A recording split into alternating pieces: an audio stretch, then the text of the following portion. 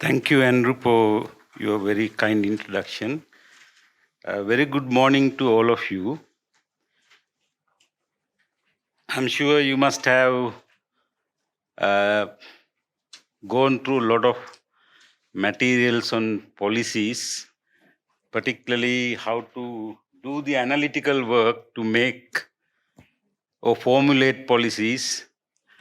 I think it would be really pertinent at this time to look at the policies and keeping aside all these technical nitty-gritties, again revisit what is a policy and what are we trying to achieve through policy, and what are the right kind of policies a government should implement in a market economy. So with that, also before I start, let me also congratulate Professor Jivika Veeraheva and her team for putting this together. I think this is one of the most important things that I think building capacity of our mid-career professionals in the government sector is very important.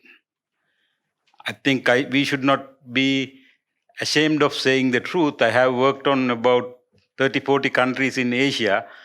I think some times ago, Sri Lanka had a very good capacity within our government system. Comparatively, I think that capacity has been very weak. Even Bangladesh, India has, I'm sorry to say this, but we have to realize the truth. If you have to change and improve situation, first thing is to understand and be honest with where we are. So this is a very, very important activity. I'm sure you have gained a lot of knowledge, and also I believe that you will apply. So this is a very, very important activity that Professor Jivika and her team started. Let me really congratulate her for this good work. I think this should continue. So the outline of my 1 hour lecture is I'll talk about the context and then revisit the policy. I'm sure you must have gone through the policies last 3-4 days. But then most importantly, I will talk a lot about the role of markets and the role of government. Because these two work hand in hand in economy.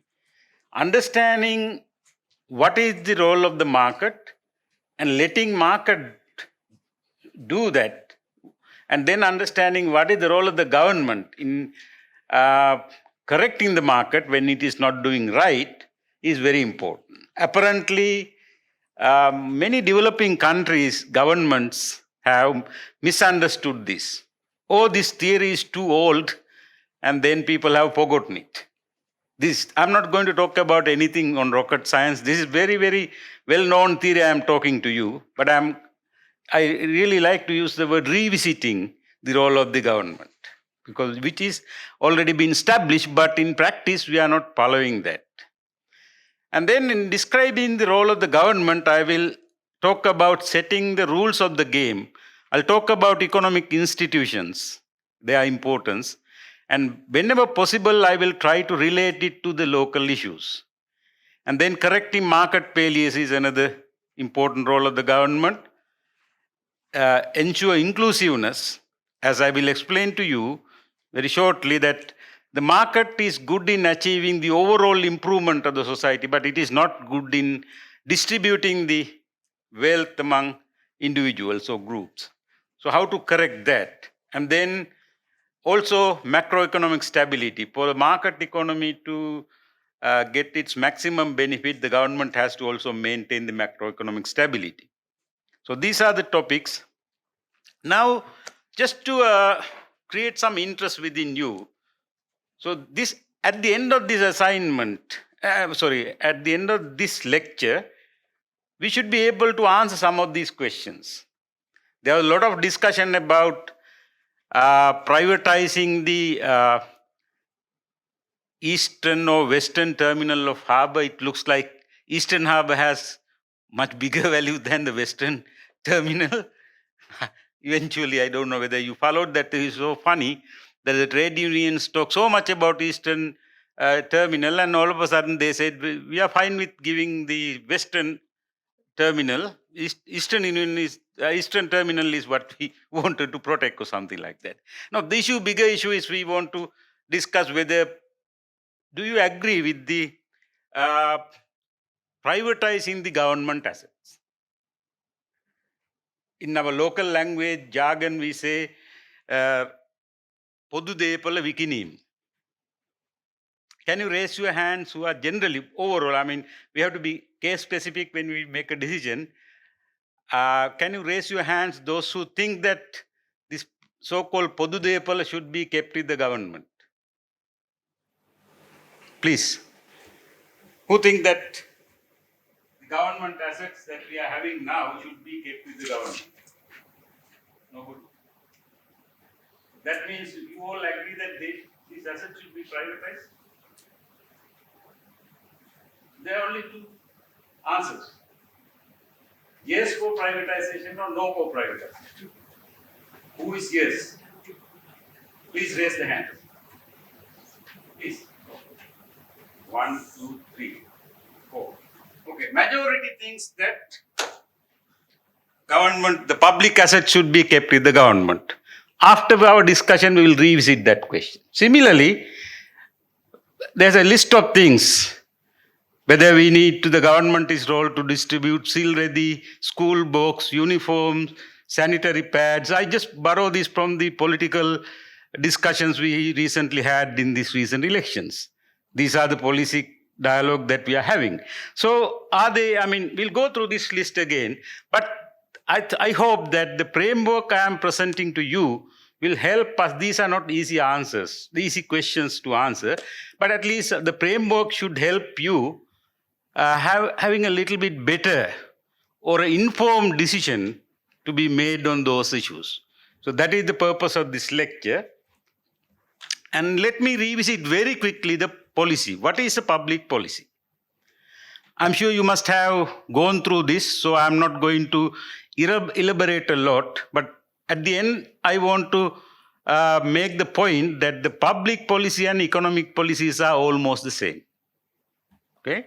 So the public policy can be defined as a course of action taken by individuals in dealing with a problem. But here the definition is vague about who takes the action. The second one, public policy, correct that saying, then declared state objective, the government's objective relating to health, moral and well-being. Now health is part of the well-being, so basically it says that government's declared objective on morals and well-being. Here let me spend a couple of sentences about morals. Morals are very important for a society, but it is a question whether morals should be imposed by the government or supported by supporting is a different thing, whether it should be imposed by the government or other institutions like educational institutes, families, religion. So morals are important, but government's role in establishing and maintaining moral values have diminished over time. In medieval times in England and so on, church decide everything. In fact, the discipline of economics was born in moral philosophy department. That is where the Adam Smith got his job and wrote these books. Because that time the belief is that the governance should be based on the moral codes.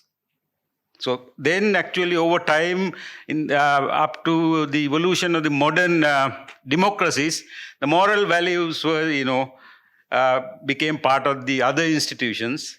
Still government play a role, but here I'm not talking about moral side, I'm talking about well-being, so that I can be confined to economics. And then the next definition also introduced something important, solve a problem perceived by constituency, the democratic process. These problems actually are the problems felt by the public.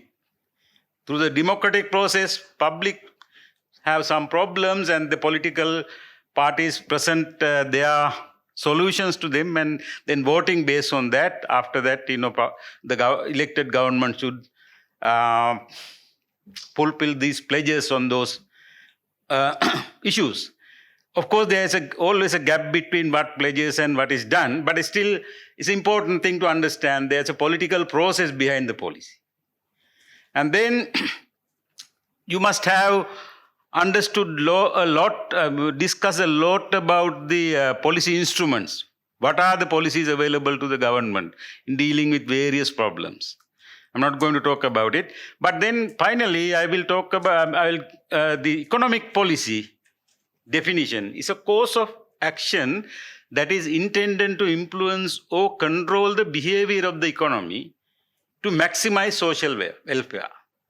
So economic policy has a very definitive target. It is maximizing social welfare, so well-being or happiness of the people. In economics, we generally reduce it to the material well-being. Again, there are spiritual well-being and various other aspects of well-being which I'm not going to touch, because economics only talk about material well-being.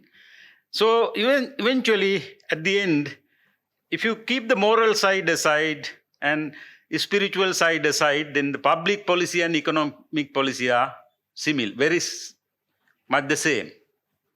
So we can use that interchangeably in this discussion.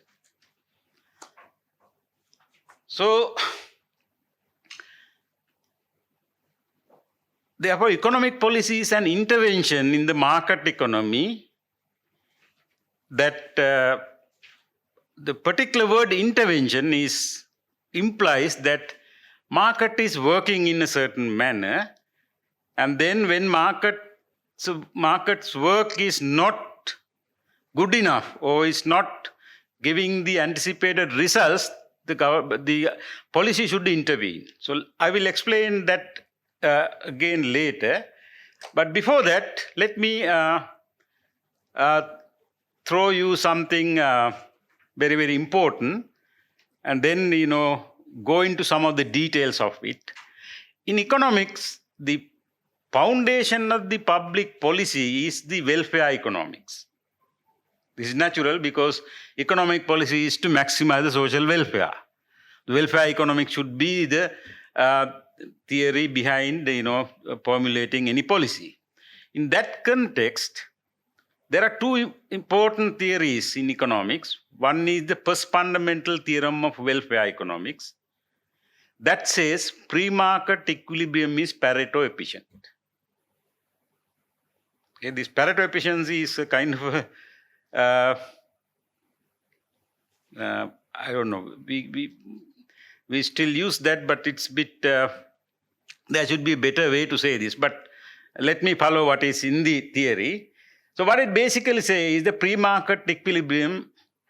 The pre-market here means that when the market forces of demand and supply is allowed to work on their own without any interferences, they will derive prices. Prices will allocate resources in the economy. So that will maximize the social well-being. That is the theory behind it. That is what this first fundamental theorem of welfare says.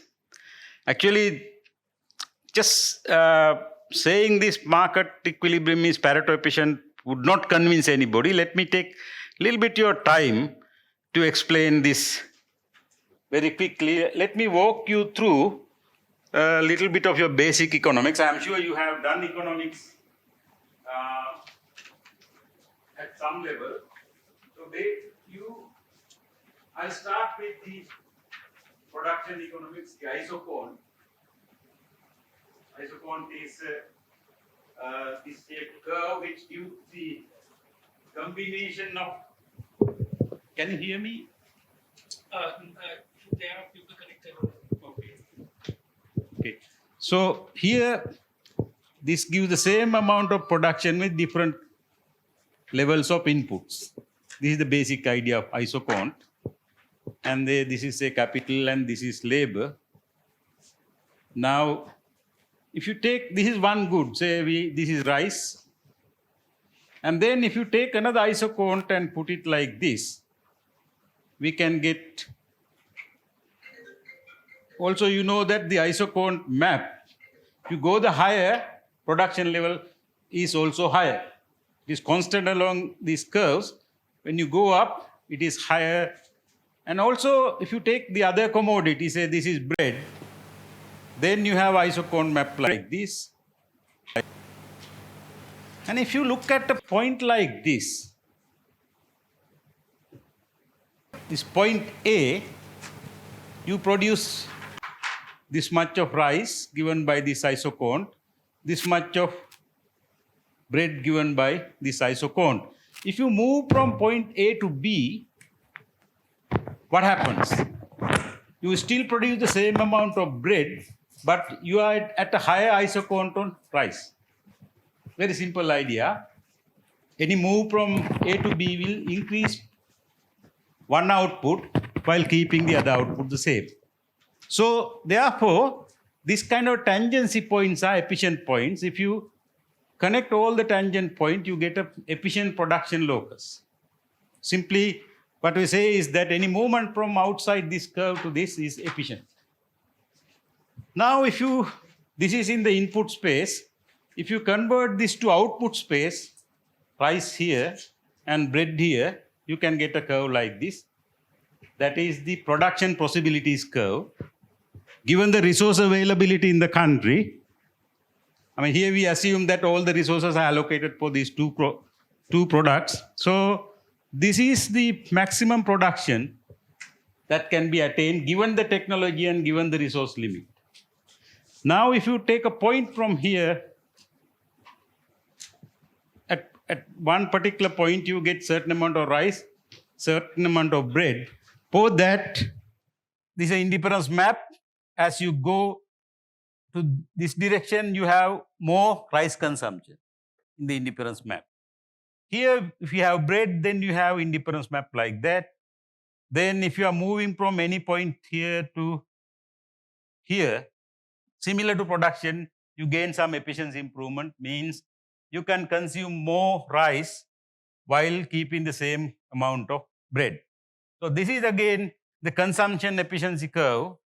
Then we can convert this again to the production space. Now we are in the production space, we can convert that to something called utility space, because every indifference curve refers to a certain level of utility. Right? This is certain level of utility, this is certain level of utility. Those utilities can be mapped for two individuals, and then you get a curve like this production efficiency curve. So this shows the efficient production for this particular allocation of resource. But then if you go to this level, it's a different one. Likewise, you get a set of curves, and then all these curves, the outermost point can be connected to have something called grand utility frontier. That is, given the production technology, resource endowments, and people's preference, this is the maximum level of welfare that can be achieved. This is the grand utility frontier. So very quickly, I went through this to show you that what we are meaning by these efficient production and then efficient consumption eventually take the economy to a grand utility frontier. So if you are on the grand utility frontier, you cannot go beyond that because your resources will not allow you to do that. If you are below that, that means you are inefficient. If you are somewhere in this region, then you are inefficient. Your drive is always to move to this. Okay? Now, what this theory tells you is that when the demand and supply forces are allowed to work on their own, it automatically takes you to the grand utility frontier. It's a very powerful theory. And that's in understanding the role of the market, this is very important to realize that market has that ability. And the second fundamental one of the problem is that this efficient point here does not guarantee any point on this grand utility frontier is efficient that provides the maximum welfare, but distribution can be very different. A point like here individual one will have a lot of income or welfare, whereas individual two have very little.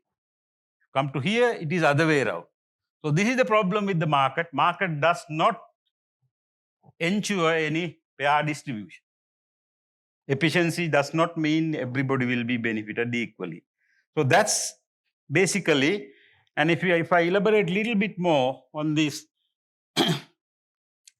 efficiency, there are various, marginal rate of substitution between goods should be equal to the other things, marginal rate of transformation, which I don't want to go into a lot of details, but basically what it says is that production sector requires coordination of technology, complex production units, input requirement, scheduling of production, sales, investment. There are a lot of things to be done within production system to achieve the efficient production. Market doesn't.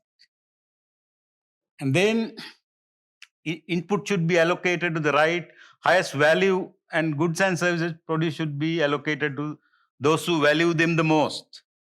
Prices do that. So likewise, when you have this efficient system created by the market, the aggregate welfare of a society is the highest. That is what we say. I think rather than just stating the post fundamental theorem, we went into a little bit detail. If you can go back to your welfare economic theory, we will refresh that. But basically, it says that market is capable of taking us to the grand utility frontier. Now the question is, if market is doing that, okay, before that, now this is theory. All these nice graphs and everything is theory. What is the empirical evidence? Is this theory has been proved in the practice? We are talking about economics, social sciences. Social science theories sometimes work. In some places they don't work. There are always, a lot of diversity in the effectiveness of social science theories. But how about this theory? What are the empirical evidence about that market has the ability to improve the well-being of people? Now, if you take the opposite end of the market economy, that is the socialist economy, all the resources are owned by the government, like former Soviet Union, and then the government has a planning body that allocate resources, decide how much of wheat, how much of corn, how much of clothes, how many units of houses should be produced in a year, decided by the planning committee, and then they carry out. So that is the opposite end. But those economies, what happened is that the Soviet Union collapsed in 1980s, together with all the socialist bloc countries in Eastern Europe. Because compared to the market economies, their economies face a huge stagnation and huge problems.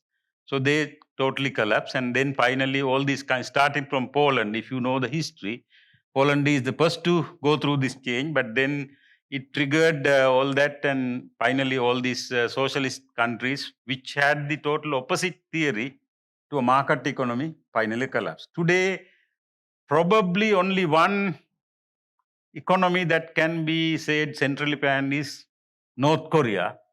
But other than North Korea, I think no country in the world is following the central plan model. So everybody is now, leaning towards markets with a different degrees of, trust and so on. And if you look at the prosperity of OECD countries after the Second World War destroyed most of the European countries. Their infrastructure is totally destroyed. But then through the Marshall Plan, USA supported rebuilding the infrastructure. And after that, actually, these countries strongly followed the market principles. And then those countries, within 15, 20 years, they became rich countries again. And I think I'm not going into a lot of details. Even the experience in India, I think after independence, many developing countries try to follow some form of a socialist policy. At least I would say the import substitution policy. becoming self-sufficient in things and trying to avoid, import goods and services. That was the kind of model. Even Sri Lanka from 1970 to 77 strongly followed that model. India even continued up to mid 80s or late 80s on the same import substitution policy. But then they realized that when you follow that policies without allowing the market to properly work, the economy stagnate. 70 to 73, our growth rates were around 3.2. There were other factors contributed to it, like energy crisis and so on. But general observation was that when a country follows this import substitution policy, their growth rate become low. And then India introduced the market reforms. Former Prime Minister Manmohan Singh was one of the person instrumental in doing so. After that, India experienced phenomenal growth. Of course, there are later fluctuations. I think if you talk about the history, the importance of the market in enhancing economic growth and reducing poverty, China is probably the best example. China became a socialist country in 1950s under the leadership of Mao Zedong. I think he passed away around 1977 or 1978. After that, but by 1970,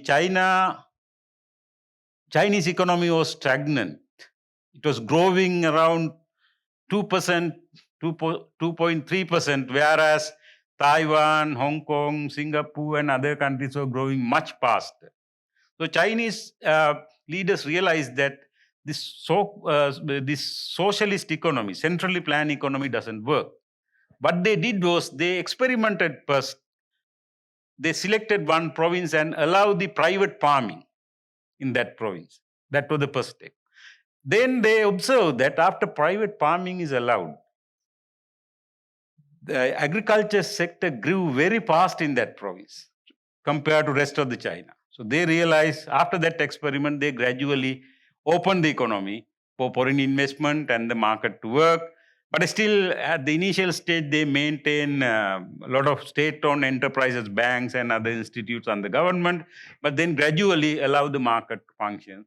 And now you all know that after these reforms, China started to grow on double digit per year and maintain that about 15, 20 years.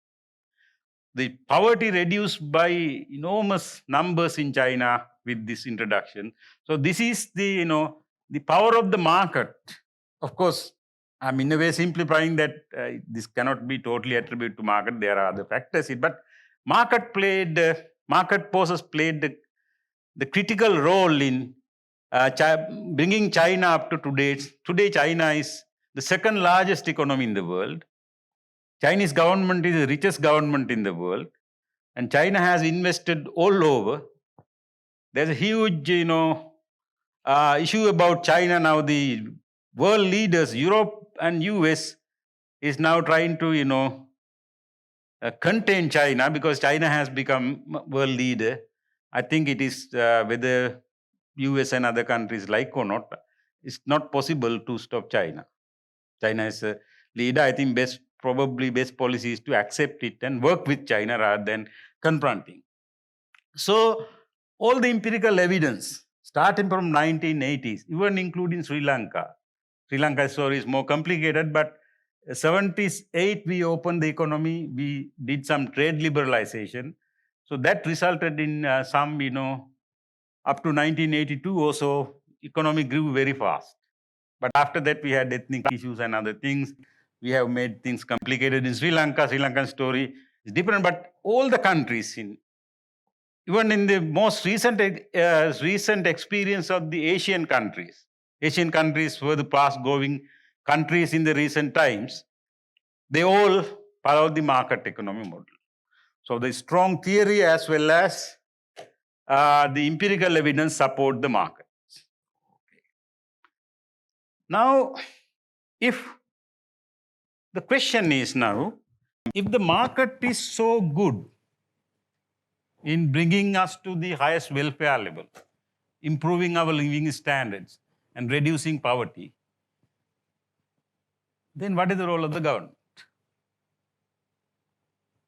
I think this leads us to one of the important roles of the government, that is, when market is doing a good job,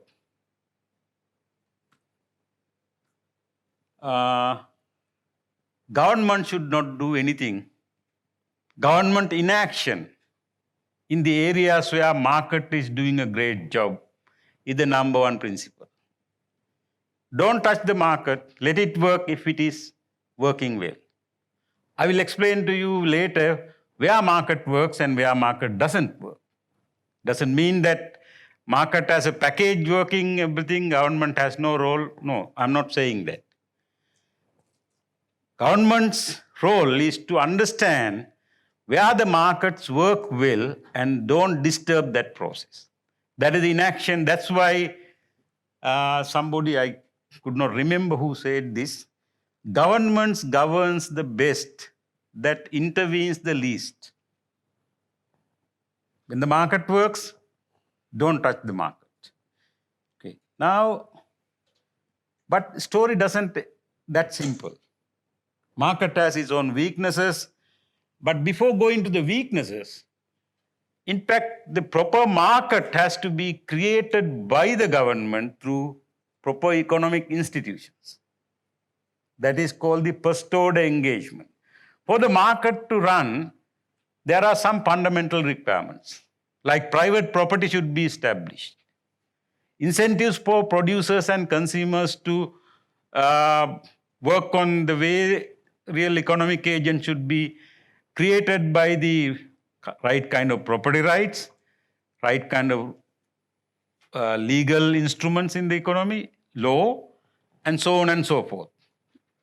On top of that, the government's role, before going to the control or intervene in the economy where the market system is weak, first is to create a set of institutions so that the real exchange between economic agents happen without any problem. I will elaborate it further. Even for that exchange to take place, there's a role called rule of law function. There should be a law and order in a society for the economy to function. That's important. When there is a war, when there is various disturbance to the production process, I think I don't need to explain it. We all experience Sri Lankan economy was doing well. All of a sudden, there was one terrorist attack on the churches, the tourism collapse and economic collapse. So law and order, rule of law is very important. As self-evident, and we have been experiencing these problems. I think no need to explain a lot. The second thing is the setting the rules of the game. How does market work to maximize social welfare does not happen in a vacuum. Government has to create the necessary institutions. And then that is the first order engagement. Second order engagement, even after creating the right kind of institutions, market failed to do certain things, then we need to correct them. Okay, let me go through now if I summarize at this stage, again, the pre-market economy is the economy where demand and supply forces are allowed to work freely, and then that will allocate resources and maximize social well-being. But when you say pre, actually there's no absolutely pre-market. This is a relative term that implies that government intervenes only when it is necessary in a pre-market. Government doesn't allow market to go on its own. It intervenes, but only selected areas where market fails. That is a pre-market. Okay. So if we again revisit the role of the government should provide a stable set of economic institutions for the market to function, then correct market failures, ensure macroeconomic stability, which I will explain on top of these things, why we need macroeconomic stability. Adjust for undesired market outcomes. I already explained to you, market doesn't ensure any equitable distribution. Depending on what society desires in terms of equity, government should ensure that a desired level of equity is created through the government intervention. Equity levels also depend on the societies. Some countries like US, it does not bother too much about equity. There's a cultural part to it. Whereas countries like Norway cares a lot about equity. Sri Lanka also cares a lot about equity. So depending on those preference of the people, government should intervene. So those are the functions. Let me now spend a little bit of time on the institutions, but very quickly. If you look at this slide, when Adam Smith himself recognized the importance of economic institutions, and he says erecting the institutions is a role of the very important role of the government. Now, institutions actually is something that we sometimes it's difficult to understand. You need a lot of reading and so on. I don't have a lot of time, but it includes the conventions, rules, entitlements that define domain of choice of economic agent. What can you do in economy? What cannot you do in economy is defined by the existing laws and institutions. Institutions also have a partly, cultural part of the culture, also part of the economic institutions. Because some societies believe more in equity, some societies don't believe even markets. Like Sri Lankan society does not believe a lot on markets. So that also form part of the economic institutions. But a big part of the economic institution comes through the laws and other various government initiatives. So given the interest of time, the institution should ensure that lower transaction cost. In the institutional economics, we look at the economy as a set of exchanges that are happening every time. If you look at today, millions of transactions are already taking. Some people are buying things, some people are producing things, and all these things together is the economy. The transaction cost should be lower for the economy to function well. The transaction cost, institutions, as one of the greatest economists once described, institution is like the lubricant in a vehicle engine. If you have proper lubrication system, vehicle functions well. So these are the kind of rules, beliefs, and conventions that support the economy. And legal system should have this kind of attributes. I'm not going, because of the interest of time, I'm not going into details. You can look at those legal requirements and see how many of them are in our economy. Just to pick one, a sense of fairness focused on law as process. Do you think that everybody in Sri Lanka is equal in front of the law? You know the answer. You know the examples. I'm not going to explain it.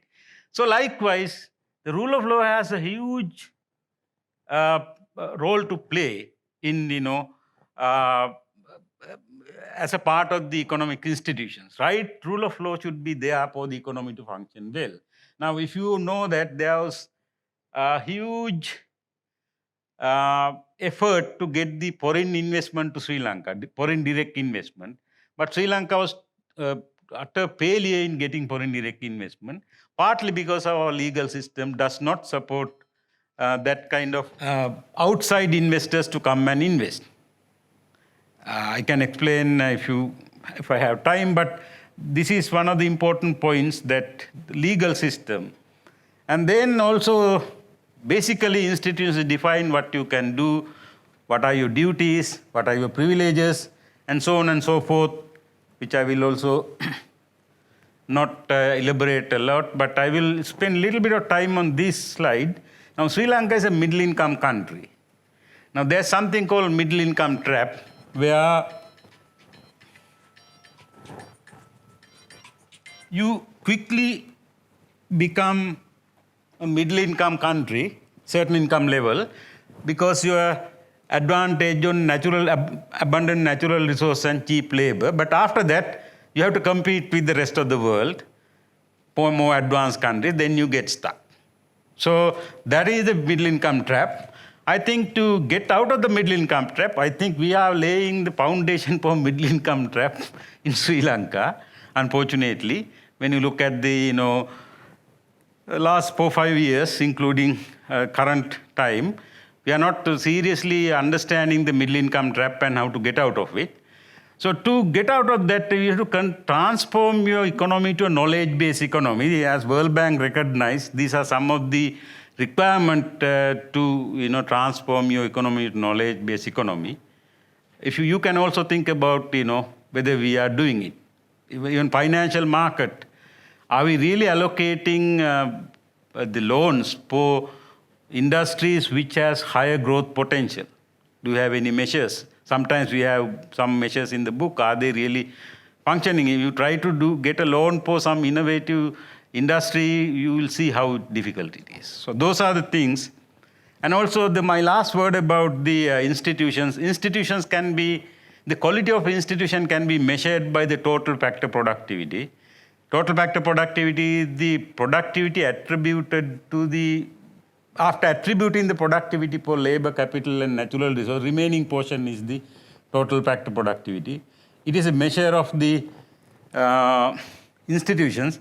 If you look at this graph, it is very clear that growth and total factor productivity go hand by hand.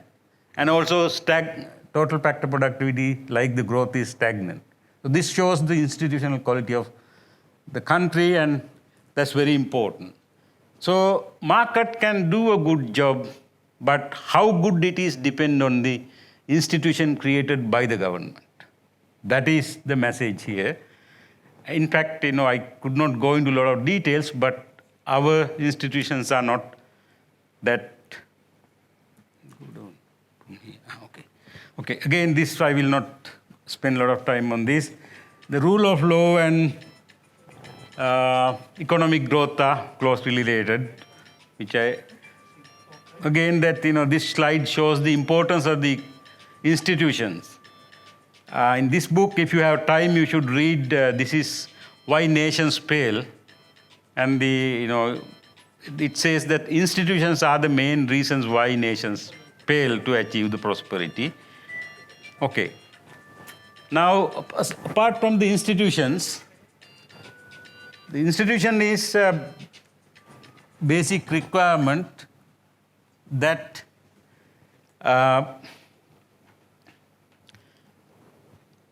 set the foundation for the market transactions to take place. And then if there are weaknesses in the institutions, market works, but outcome is not optimal.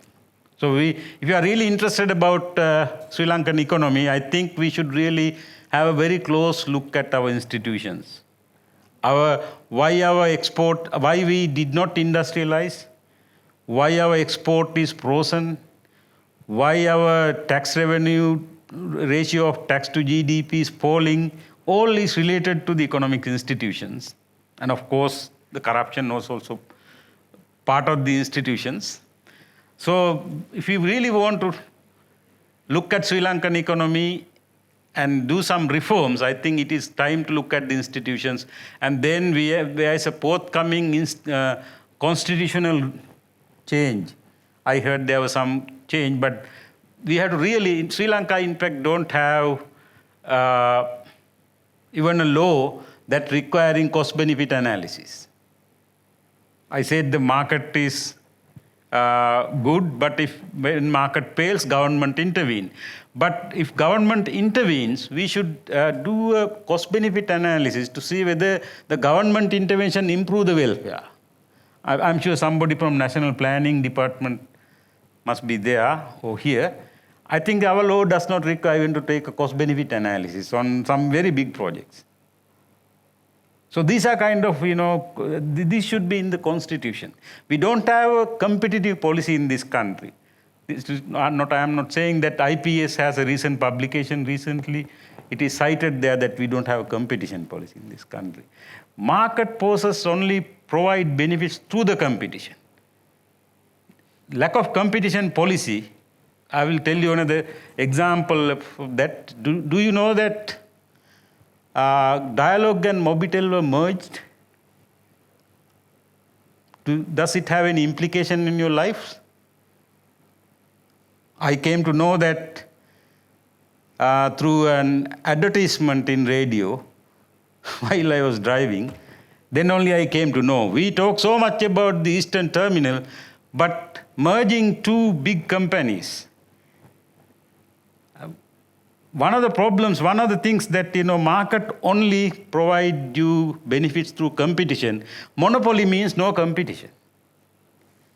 So, such an important event of merging two giant telecommunication companies, now they can charge anything. You don't have a choice.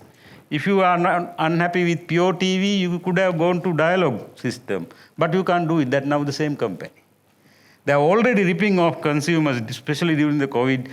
I experienced a lot of these things, but we are in such a poor status of our economic dialogue, given none of the newspapers, none of the activists, nobody talk about this important merger, which have serious implication on your lives and your personal budgets.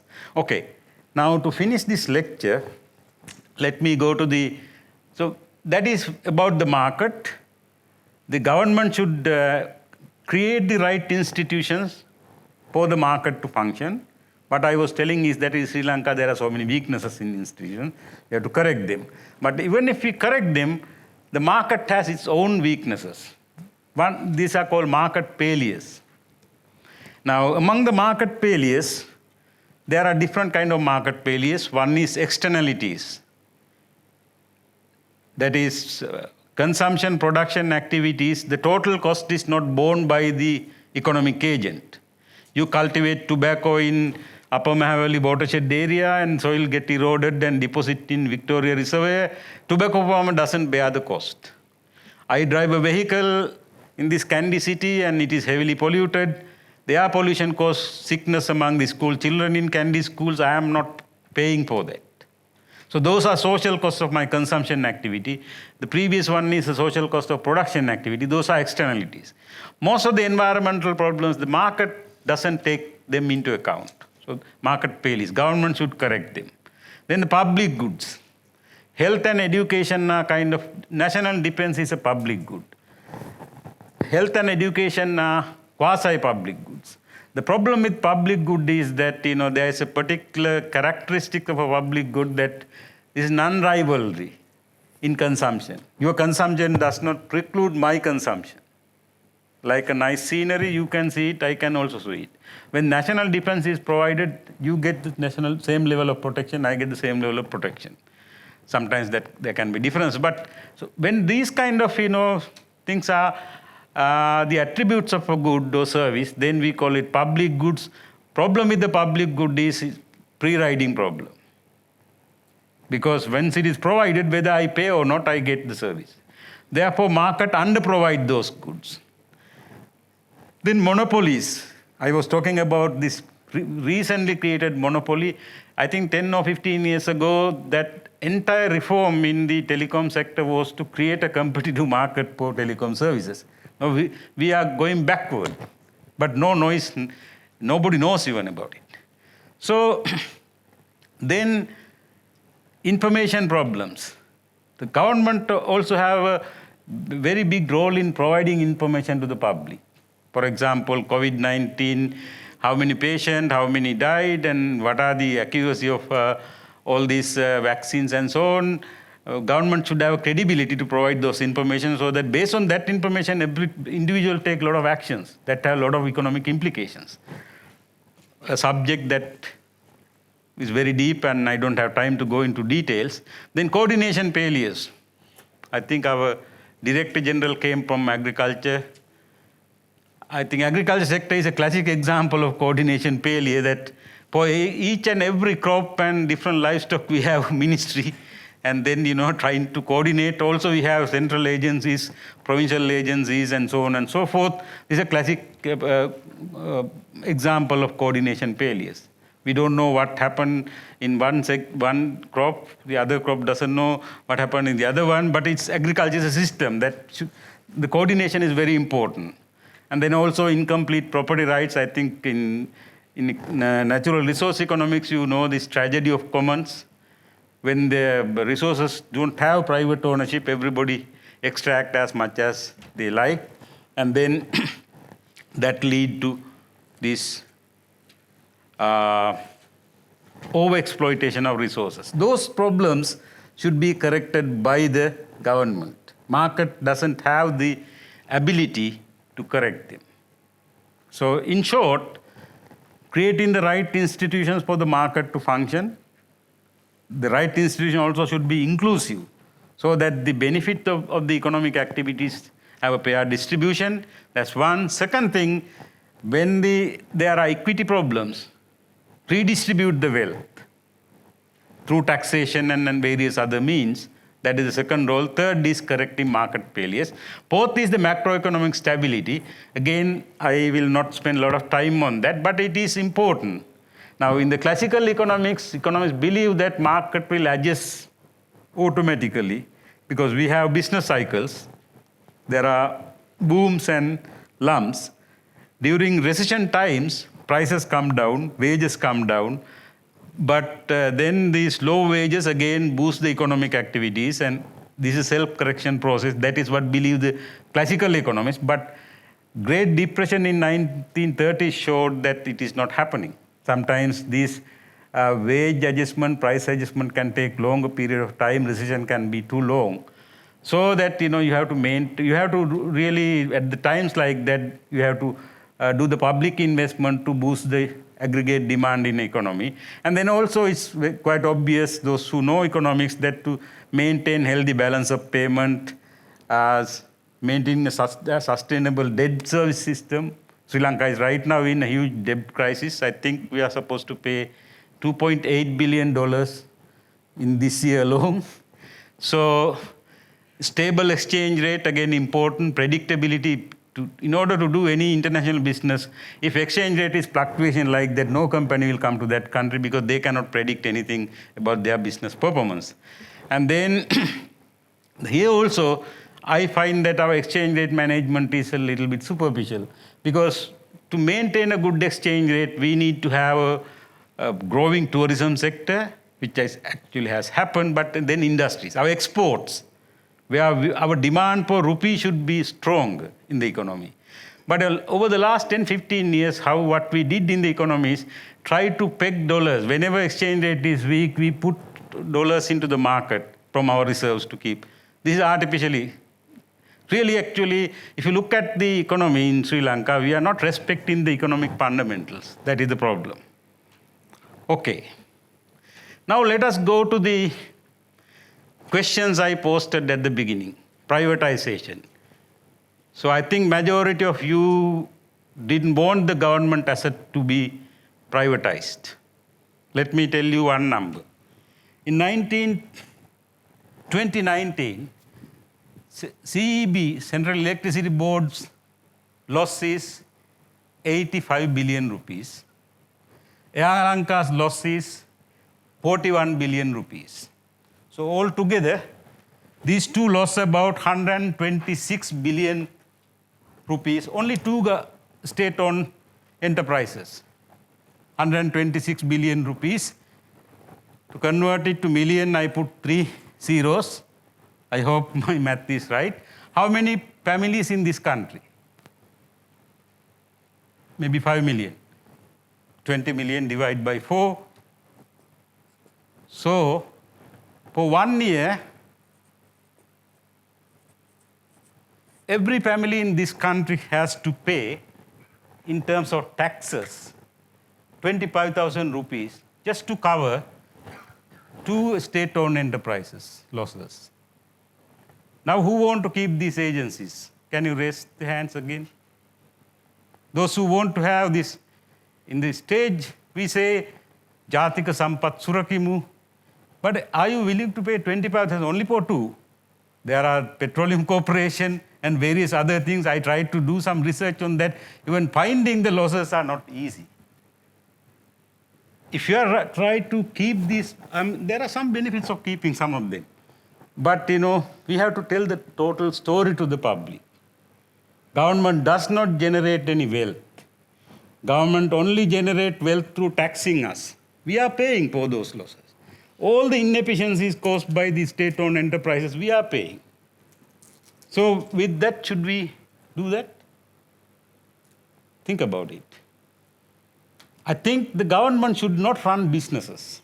Government only do things when the market fails to do them. Why government should not run business? Because governments are very poor in doing business. Take, for example, Air Lanka. Every time the Air Lanka chief executive is, who becomes chief executive? Either friend or a relative of a political leader, who may have some experience, who may not have some experience. And then does he have any interest to make any profit? Why? Can he take that profit home? No. People think about themselves. Whether we like it or not, people look at the individual gains. So then, if I am the CEO, I would try to, do something else. I might be benefited by buying extra 6 airplanes with some commission so that I can support my patronage to my friend or relative politician for his next campaign. I can also take some home when the government is out of power. So that's what happened. There's no incentive structure in public institutions to make profit. That is universal. In any country, it is like that. There are some countries where they have provided such incentives, like Singapore Airlines is a public-owned enterprise, but the government doesn't intervene. It allows the airline to function as a profitable business by not interfering with it. And then incentive structure is that the management get part of the profit. So if you go through this list, and then also the Sri Lanka has become a handover economy. Distribute everything to SIL ready, school books, uniforms. Of course, school books as a targeted subsidy for the poorest families, yes. But should everybody get school book free? And also, it is good if you are a rich country, if you have enough money to distribute, but we have to again collect that through taxes. Every time we spend money for distributing something, we also have an opportunity cost of a foregone development. We need to invest on research, we need to invest on health, we need to invest on education. These are the long-term investment in a country. Every time we give these kind of things, we are losing that opportunity. That's why we have to target what is essential to be supported in a country through this kind of handouts. Distributing houses, and should there be private universities, private hospitals? Private hospitals are not contested much, but private universities, especially whenever medical colleges are proposed, there's a huge noise in the society. But with a lot of, interest group with the personal interests. Actually, as I said, education is a quasi-public good. Government should provide education, health both. There should be public health, public education system, but there's a role for private sector to play also. I have gone to many universities in the world. If you look at the best medical colleges in the world, some of them are private. Harvard is a good example, where I was lucky to go for a short-term training program. Whenever there is Harvard professor teaches in that program, actually that draw professionals from World Bank and various other institutions. Whenever Harvard professor teaches, it is always teaching quality is the best. That is because it's a private university, and then that private university always give a huge weight to the student evaluation. When you join as a temporary or non-tenured professor, even if you publish in the top journals, if your student evaluation is poor, you cannot become a tenured professor in Harvard, because Harvard has interest to maintain that. When I was in the university system, I tried my best to introduce some sort of a not so rigorous evaluation, but informal evaluation, but still we could not do it. So our clients are students. What they feel about us should be taken into at least when I am promoted as a professor in the university, but we don't do that. So that's why the public institutions don't have that kind of right incentive structure. We can correct it to some extent, but it's also difficult because when people are used to some easy systems, they resist for those kind of changes. And also, is our size of the government. I said inaction, allowing the market to function is important. But what is the size of our government? How many public servants in our country? About 1.4 to 1.5 million. Our population is 20 million. What is the population of Japan? 140 million, I think. The size of the public service is 850,000. Nearly half of what we have. But I don't know, you are in the public service. You might be angry with me for saying that. You go to public institution without revealing who you are and what are your connections and so on to get a driver's license, get your plan approved for housing or something like that. You know the service quality and service, the delay and the attitude of our public service. You are part of it. But you can experience it yourself if you go to get some service without any connection. We all know that. We should not be ashamed of saying what is there. But of course, some public services have improved, like passport office has improved, but still the driving license office at Veerahara is the same. So, the government, we need to have an efficient government system with few public servants who are very efficient. But we are doing other way around. We produce a lot of graduates from our universities and dump them into some small jobs, low-paid jobs. They are frustrated, they are not working. They are not having a good life, they are not giving a good service to. So, and also we love price controls. When recently our current government even tried to introduce a coconut price control based on the diameter of coconut. This is ruthless, reckless intervention to the markets. Markets are working. If you don't believe, just let me take 2 more minutes. I can give you one example. Even at the very corner of this country, markets are working. 1 month ago, I went to my hometown. I was born in Monoragala district, Bibile. And then this story is about coconut plucker, Polkadana Manuse. Now, at the time I went there, the charges was, for one coconut tree was 110 rupees. But 9 months ago, it was 210 rupees. Plus 1 nut is the charge. So the charges were so high. Our area is not a coconut growing area with large coconut plantations. Everybody has 10, 15 coconut trees in the home garden. So the plucking cost has become so heavy, people stopped plucking coconut. That coconut plucker lost his business. Before that, even he had to make an appointment. He sometimes give appointment after 1 week. Then people start to wait till the coconuts falling down from the tree and collect it because plucking became so expensive. And then coconut plucker realized that it is not working. Then he started to call. Now everybody has cell phones. He started to call and then negotiate, I will do it for 150. People said, no, we are happy with falling coconut. And likewise, he negotiated, eventually it came down to 110 rupees.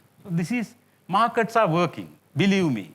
It works everywhere in the world. But we have to identify where market doesn't work and intervene on those things.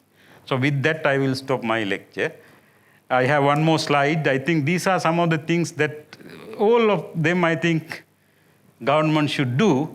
But certain things like even building highways and railways, still we can get them done through private sector. Now, in Sri Lanka, we have failed to even build one single highway as a built, operate, transfer system. I think 5 or 6 years ago, Bangkok's first BOT highway from Pome Airport to Bangkok City completed its thing. A private company built the road, collected the toll and make the profit and left the asset to the government 6 years ago. We are yet to do a single build, own, transfer kind of a system. The importance of that is we don't have enough money to invest on all of these things. To maintain our economic growth, we need a lot of investment. That investment should come from private sector largely. That our economic institutions are not giving, not have created an enabling environment for those kind of investors to come in. And I think unless we realize that and investigate on that and do the corrections, I think our economic woes will even in economic situation will be worsen in the years to come. Thank you very much.